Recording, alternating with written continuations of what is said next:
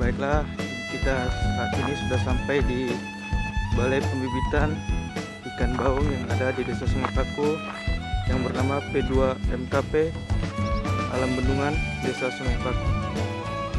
Yuk guys, kita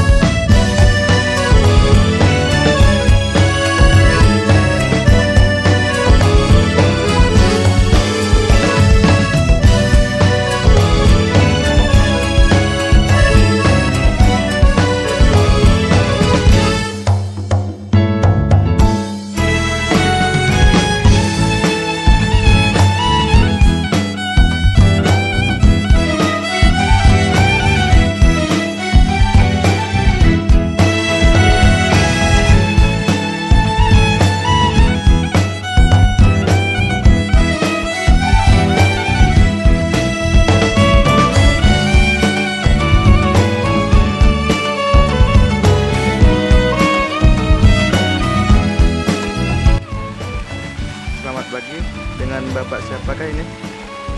Selamat pagi. Nama saya Sadarlis. Dengan Bapak Sadarlis. Bagaimana sih ceritanya untuk pembibitan ini Pak berdirinya?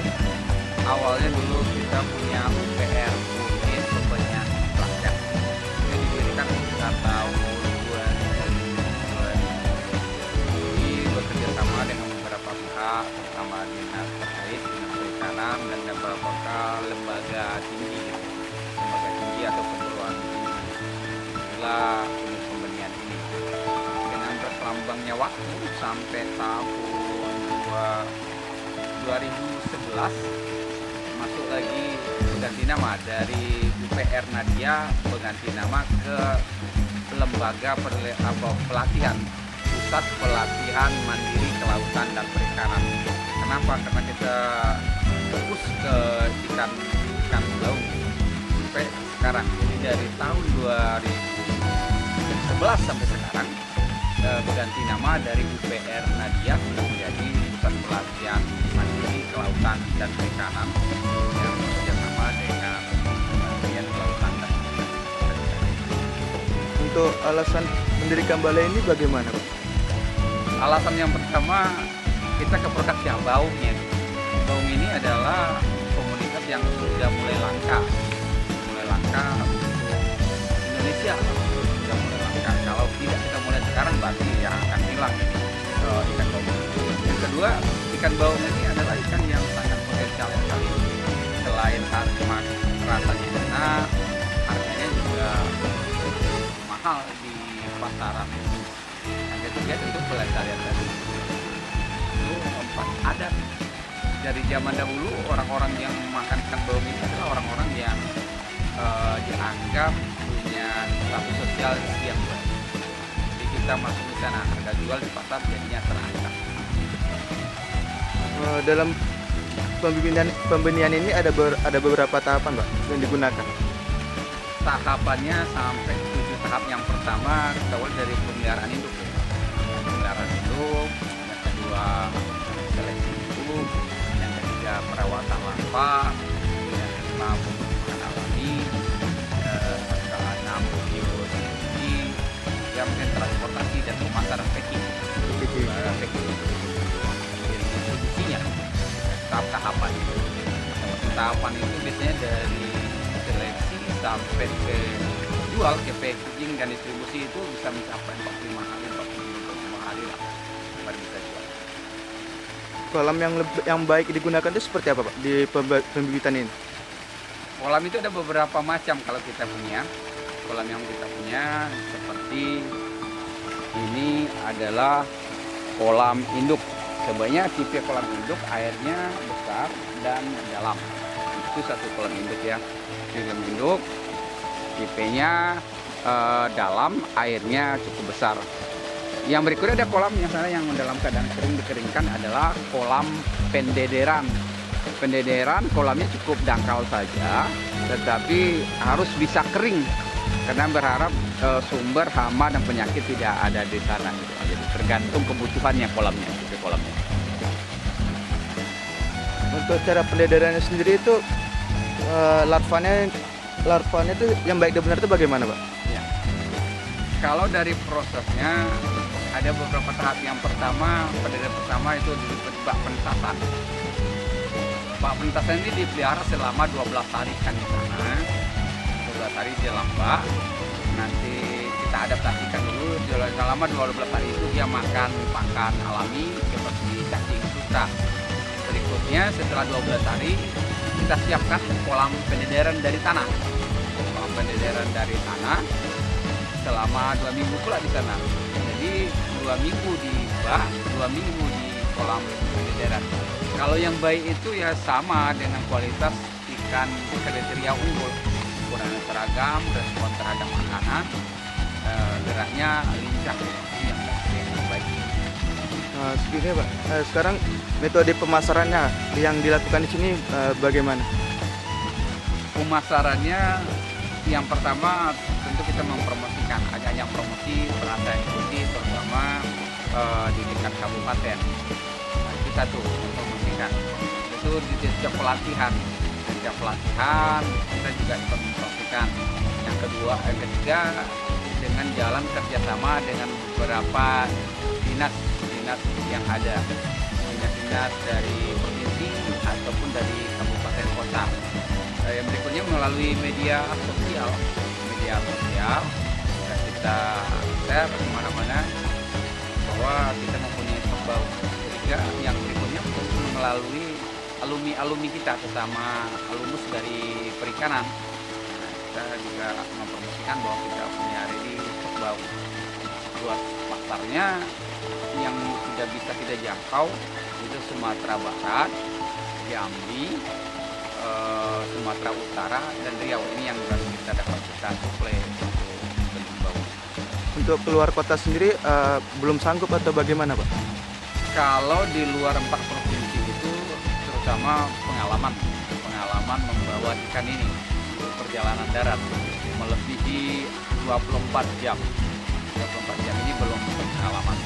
Jadi itu kalau untuk keluar Pulau Sumatera, ya pengalaman belum pernah mencoba menerbangkan ini melalui karantina. Tapi ke depan ini harus kita coba karena permintaan masih besar juga untuk daerah Kalimantan. Metode pengemasan yang digunakan itu bagaimana, ya, Pak? Metodenya kita pakai menggunakan kantong plastik. Ukurannya 45-75. Sepertiga air, 2/3-nya oksigen. Biasanya ini akan tahan kalau dalam kondisi normal 8 jam, tapi kalau buangannya berarti bisa mencapai 12 jam tahan dalam ruangan. Itu kantong plastik itu isinya berapa ekor atau 500 ekor per kantong. 500 ekor per kantong. Ya. Itu usia 40 hari. 40 hari. Panjangnya 5 cm. 5 cm. Untuk fasilitasnya yang di sini apa aja, Pak? Kita punya fasilitas kalau untuk suatu hatchery kita sudah punya mulai dari kolam hidup, kolam pendederan, bak penetasan, bak pemijahan, bak inkubasi, semua untuk satu unit hatchery kita insya udah punya. Dan satu unit hatchery yang di bawah sudah lengkap dengan blower yang semua.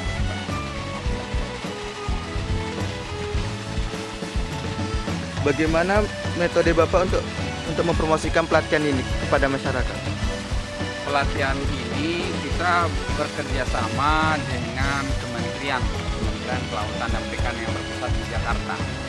Kita hanya diberi dana dan diberi arahan bagaimana tipe penyelenggaraan pelatihan ini.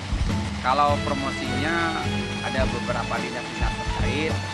Dinas terkait itu yang akan mencari siapa pesertanya juga kita sendiri yang akan mencari siapa yang berminat. Juga melalui media sosial juga bisa bantu siapa yang mau ikut pelatihan mempunyai ikan bau. Untuk peranannya sendiri apakah sangat berpengaruh kepada masyarakat sendiri atau bagaimana, Pak? Kalau tipe sekarang dia sangat berpengaruh awalnya, sangat berpengaruh sekali. Karena apa? Dari segi nilai jual dari seluruh ikan konsumsi yang bisa dibudidayakan di kolam, baunglah yang paling mahal. Sedangkan biaya produksinya sama. Umpama untuk menciptakan 1 kilo daging ikan itu butuh 1,3 kilo pelet. Seluruh ikan hampir sama, tapi harga jual baung bisa 3 kali lipat dari ikan-ikan lain. Jadi cukup membantu untuk petani ikan. Untuk kualitasnya tersendiri, apakah baung ini termasuk komoditi utama daripada ikan-ikan lainnya, Pak? Seperti nila, lele atau bagaimana, Pak? Belum, kita bukan komoditi utama. Kenapa tidak komoditi utama? Kita takut overproduksi. Karena apa? Daya tampung pasar tidak sanggup menampung seluruh produksi yang kita buat. Makanya tidak menjadi komoditas utama. Dan lagi juga selera dan harga. Kalau kita bandingkan dengan yang lain seperti baung, nila, gurami, dan ikan bawal, harganya murah. Sedangkan patin harganya mahal, jadi belum menjadi prioritas utama kita untuk budidaya. Tapi kami anjurkan kalau dia punya kolam 4, 1 harus dipelihara ikan baung. Untuk mengenai modal tersendiri, Pak, dalam pembuatan balai ini berapa yang butuh modal dikeluarkan, Pak? Kalau untuk pemula, ya tidak begitu besar. Kita hanya butuh mungkin 5 pasang induk. 5 pasang induk itu diperkirakan kalau sekilo aja, berarti hanya sekitar 10 kiloan. 10 kilo induk dikalikan dengan harga induk itu 80.000. Bak itu hanya butuh 8 keping papan dan 1 plastik. 1 keping papan itu paling 35 ribuan, dan 1 plastik. Jadi kalau di total biayanya cukup nggak sampai 2 jutaan, kita bisa memulai. Plastiknya itu yang digunakan seperti apa, Pak? Plastik tenda biasa. Terpal biasa sendiri? Terpal biasa. Berarti nggak ada tipe-tipe yang lebih bagus gitu, bagaimana? Ada tipe yang bagus itu hanya ketahanan lama kita pakai saja. Nah, kalau semakin mahal dengan merek-merek tertentu ada plastik UV, plastik apa, tapi tidak dianjurkan untuk pemula, tidak dianjurkan. Kenapa? Semakin sering kita mengganti terpal, itu kualitasnya akan semakin baik, akan makin steril. Ini untuk terakhir, Pak, saran untuk pemula atau kaum milenial ini, Pak, bagaimana, Pak? Jangan takut untuk mencoba, jangan takut untuk ngambil resiko. Kalau tidak pernah mencoba, tidak pernah memulainya. Kalau sudah memulai, jangan banyak nengok ke belakang, terus saja ke depan. Tantangan itu tetap ada, tantangan itu pasti bisa kita atasi. Pengalaman itu tidak bisa dipikirkan, tapi harus dilakukan.